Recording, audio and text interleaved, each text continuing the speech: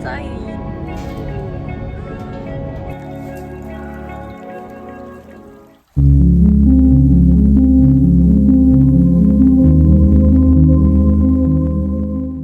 Hi guys, I'm sorry that I haven't been posting in a long time and that this video took me so much longer for me to put out because I wanted to try and make something that I would enjoy watching, and I really enjoy watching vlogs with voiceover. And when I'm trying to do it myself, I realize that it's so much harder to do than it seems. But it's really impressive for so many of my favorite YouTubers doing this, and they're really good at it. I don't think I'm made for this, but I'm trying and learning too. And also that I can't believe that I've been here on my exchange here for 8 months now, almost 8 months, and in less than 3 months I'm going to go back home to my normal life, if you can say that. So time has been flying out of my hands without me knowing, and that scares me in a way, but it also reminded me to cherish the time I have and live in the moment more, I have been enjoying these past months more than I've enjoyed winter because I live in Thailand before I came here. In Thai, I believe there's always sun, it's always sunny, and it's always hot. But I honestly underestimate the winter here in France, especially in Brittany where I live right now. It's really gloomy and sad, and all in my life, my 16, almost 17 years of life, I never miss the sun this bad. And that also made me realize another thing, that we never actually appreciate the thing we have until we don't have it anymore. And this thought has been a commonly occurred theme on my exchange here, because everything that I used to have in Thai and I don't have it here, I miss them a lot and I feel it more than I wish I would. Yeah. Oh, you're too tall. Ew. I don't see anything. I don't know if I'm step back. It's good. Biscuit. Since I was really young, since I was a tiny little girl, I always dreamed of moving abroad and living abroad one day, because I don't know why, I just want to explore the world. I want to learn different culture and experience life, I think. And I've been on an exchange program before this once when I was 10 years old. I went to China for maybe 2 weeks, I think, half a month. It was really nice, and I think I grew a lot from it too. But then when you actually came to live abroad and actually living abroad for a longer period amount of time, you realize that it's not what you expected it to be, and I think that's the whole part of it. Coming here, I would say I have no one, literally no one here that I know. It's like a set zero. You start your whole new life in a whole new country that you don't recognize anything before.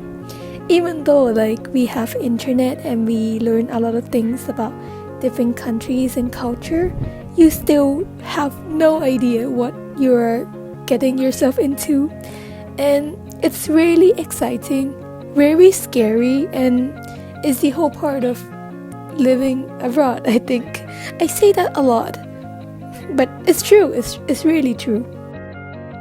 The part that you have no connection with anyone at all, at first it's a little bit hard for me. When you're in a family situation, they're all talking, they know each other for their entire lives, and you just sit there being a little bit lonely, I suppose. You don't know anyone, they don't know you either. And the first day of my school, actually, I am really scared. I don't know what to expect. I don't know how the people are going to treat me. But then you realize that everything is better than you think of.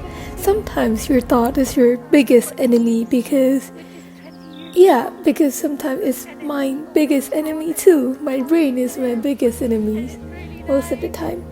You always think of the worst scenario possible, but in reality, it might be better than you could have ever think of.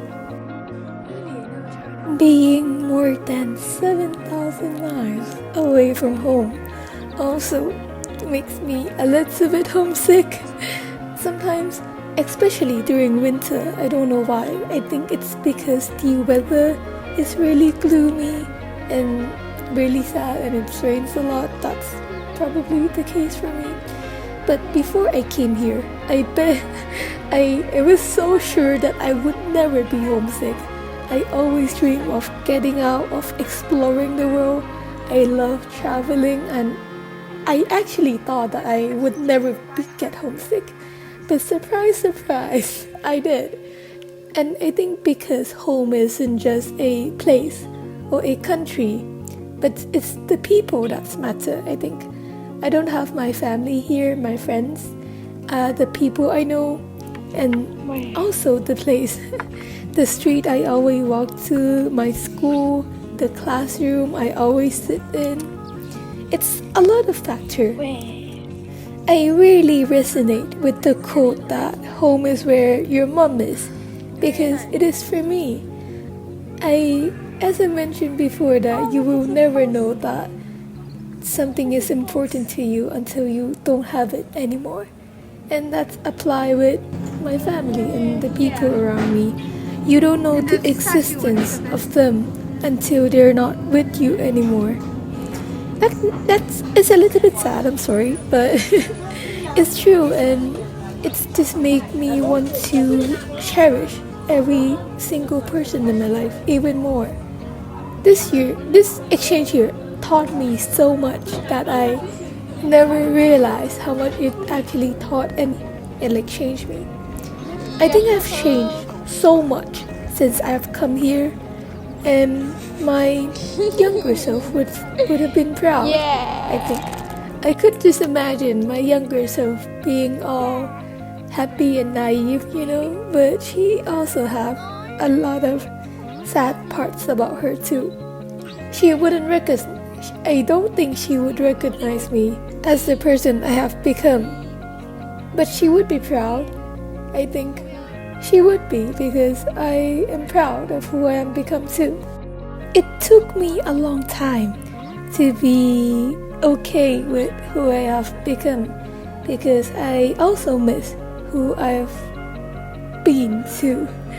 But I just realized that you can miss who you were and also be happy of who you are now. And that's very pretty and poetic and philosophical.